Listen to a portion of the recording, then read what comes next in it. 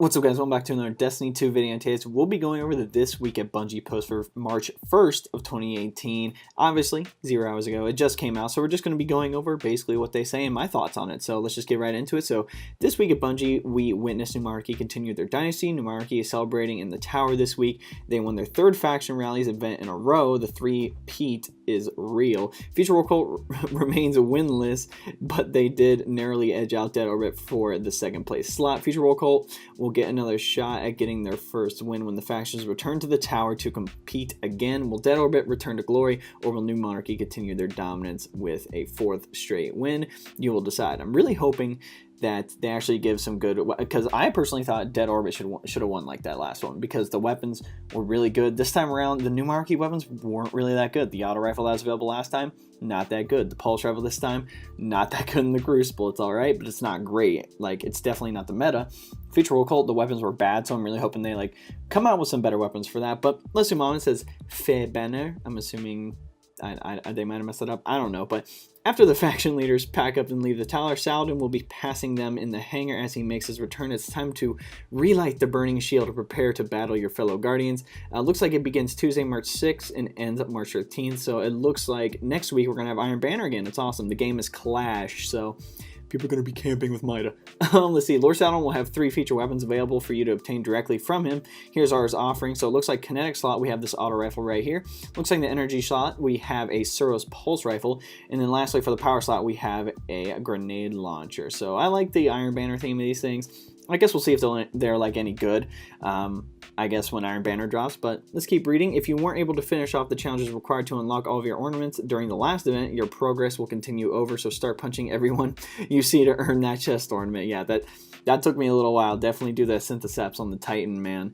And it helps out a lot. And definitely go with the double pulse things. I hate saying it because I always rock Sentinel, but it's the best way to get that ornament, trust me. Changes are coming to Iron Banner, and the Crucible will give you more specifics very soon. And then what does this say? Aforementioned future Crucible plans very soon. As in this section, the Crucible team has been working hard on a few updates to Guardian versus Guardian action that the team plans to deliver in update 1.1.4. We invited PvP design lead Derek Carroll to drop some knowledge on what they have in store for us. Looks like Derek said the PvP team has been on fire these past few weeks, filling update 1.1.4 with as much awesomeness as we can. Our beloved test team is right there with us in the labs as we put the new content through its paces. Some highlights. Looks like Iron Banner will channel that old school Crucible in the style of the Lords. We made a number of tweaks to the gameplay besides increasing team sizes to 6v6. Blessed. Teams, it's like 6v6 is going to be a lot better. It's going to allow for a lot more, I would say, individual plays, because if you do 4v4, people camp a lot. But let's just keep reading. It looks like match time limit is 12 minutes now. Score limit is 125 points. Respawn time is 7 seconds. All control zones start off neutral. Control zones take slightly longer to capture by default. Additional Guardians max of 3 and a zone increase capture speed. Guardians participating in a capture get more super energy. So it seems that they're kind of going back to the original D1 ways, which is great. I feel like they kind of should have implemented that a little sooner. But I'm glad they're kind of bringing that back, you know. Rumble will make its triumphant return with no excuses, no complications, and absolutely no points for assists. Wow, that's funny. You get a single point when you get a kill, just like in the golden age of video games. Oh, and this time we increased the player count to 8. So it's going to be 1 versus 7 people, it looks like, for Rumble, instead of just like the 1 versus 5. Mayhem is still Mayhem. I would hope so. These 3 modes will share a central location on the Crucible Director page and rotate weekly to keep things fresh. This weekly featured playlist will be home to game types that don't necessarily fit into the existing quick play and competitive playlist. That's good. The mode, formerly known as Doubles, is in its I don't know how to say that. I'm not an English major. Making a slow transition from what you played during Crimson Days to become a beautiful butterfly.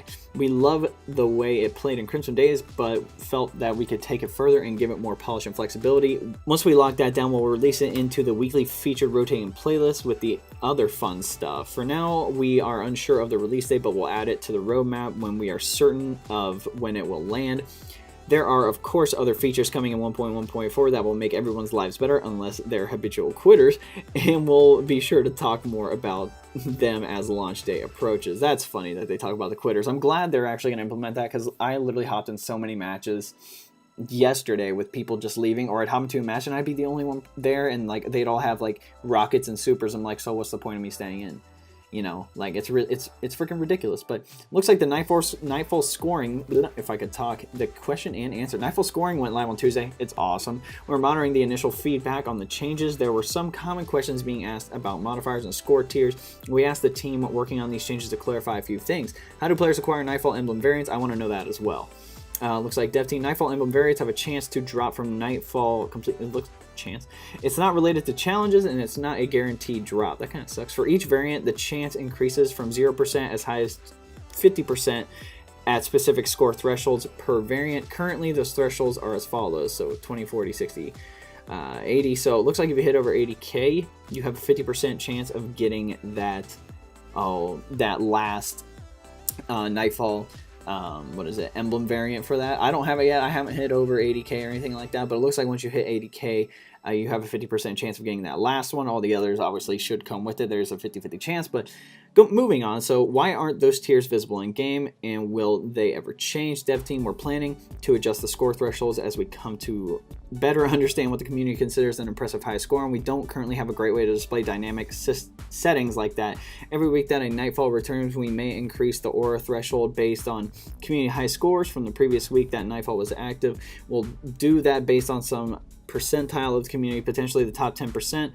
The current 60k threshold is based on internal play tests. Oh, okay. We expect the community to be better than us, so it should be expected that threshold will increase the next time tree probabilities comes around. That kind of sucks, because hitting 60k for me, like I think I set my like handicap to like 8 or 9, and it was still hard, and like we still barely made it by. And considering most players that, like, again, top 10%, that's not a lot of players hit that like 100k level, past 80k, I should say. There's not a lot of people who can do that, and I feel like, well, I guess it's kind of good for the people who are the top 10%, but there needs to be something else there. You know what I'm saying? Why were base Nightfall modifiers removed? Dev team. The removal of the base modifiers from Nightfall is because we want to emphasize core combat in this initial release and let the community define the meta for high scoring Nightfall run. We can certainly revisit the modifiers in the future. They're not dead and buried, open to player feedback. No, we are currently investigating an issue where Heroic Mercury modifiers are not appearing for some players. This was not intentional, and we'll update you on the status of the issue if we have more information. And looks like we are planning on reporting the top 3 Fireteam high scores this week. Right now, okay, whatever this is, are leading with a score of 222k. Bro, no way. No, I saw a team like go through it so fast, and they were only 100. That's crazy. Nope, I don't believe it. Think you can best them before the reset? We'll post the top scores next Tuesday. That's ridiculous. That is ridiculous, man. That should not be happening, bro. That should not be happening. I like that we actually get to like pick how we want to run it instead of just like basing it off those modifiers. Like, yeah, we get like the Void Singe, we can pick the power handicap, and I believe those other modifiers could be implemented into, I would say, the Nightfall Strike, like Torrent and stuff like that. Like, if they just implemented like one of those, that'd be good too. Like, it's either going to help us or hurt us, but it would determine like how we approach the meta for PvE, especially for higher tier like activities like the Nightfall. So that's kind of cool that they actually have like, I would say, a range of options. Spawning woes. We are also squashing bugs in the live game. You can read about a few issues we fixed in the 1.1.3 update earlier this week, which was Tuesday. Some bugs are proving tougher to fix. If you are a raider, you may have experienced an issue we are currently investigating that causes some players of your fire team to not spawn back after a wipe. That's happened to me plenty of times.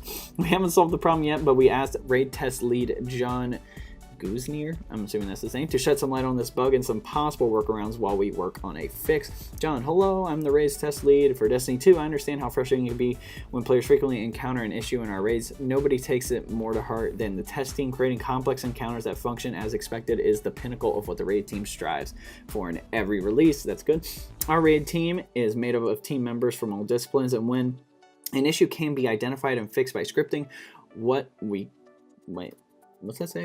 call a content fix. Oh, we can make that fix without pulling too many resources from what we share with players next. When an issue needs to be fixed by an engineer, what we call a code fix, a solution becomes more difficult to find as it touches all systems within Destiny 2, not just a specific activity. Yeah, that happens. The issue where players do not respawn in the Leviathan raid is a memory issue due to the size and the complexity of the activity, and it will require a code fix. It's caused when a fire team splits up across a large distance while others remain back and swap out their gear. This seems to be occurring more often in recent weeks because we have updated our loot tables in order to make the Leviathan raid a more rewarding experience with more incentives to return to. We are still investigating a code fix for that problem. In the meantime, you can avoid this issue by sticking together as a team while trying out your sweet new loot. We realize that this is not an acceptable fix, but we wanted to give you info on how you can try to mitigate the issue while we work on it. If you do happen to hit this issue even following those steps, then re-equipping the armor set that you had when you spawned into the activity may return your Guardian to action. So yeah, I know I've had to change my chest piece a few times. We don't have to go over the doc or anything like that, and we don't have to go over the movies of the week or like whatever they are. I'm sure they're great. You can go check them out yourself, but let's see right here. Let's see what the ending says by Cosmo. I don't know about you, but I still have some challenges to complete in the Iron Banner. I've been looking forward to Saladin's return to unlock some of those sweet ornaments. Time flies. It's already March, and 1.1.4 will be deployed before the end of the month. We'll be talking more about it soon. We'll also keep you up to date on the roadmap and other upcoming changes further down the line. Apparently, I've been summoned to court next week. No, I'm not in trouble. I do have my civic duty as a juror. Point is, DMGO4, if you don't know who he is, follow him on Twitter. He's like the new community manager. We'll be writing your TWAB next week. Feel free to fill up his mentions with what you think he should write about. See you in the Iron Banner. Heart, Cosmo. Alright guys, if you want to know how to support me, there'll be a link below. Say best way to support me. It's not Patreon or anything like that. I'll just stick it to a 4-minute video describing how best you can support me. If you want to do it, awesome. I appreciate you, and I'll give you a shout out on the channel. If not, you can always like videos, subscribe to the channel, share videos, and turn on that notification bell if you need to notify when I drop some new content on the channel. Lastly, just comment what you guys want to see below. I'm literally making content for you guys, so literally whatever you guys want to see, I will make content for that specifically. Whether it's weapon reviews, weapon comparisons, anything like that, just definitely let me know in the comment section below. I'll get that content out to you as quickly as possible. But anyway guys, hope you enjoyed this video. We'll catch you next time.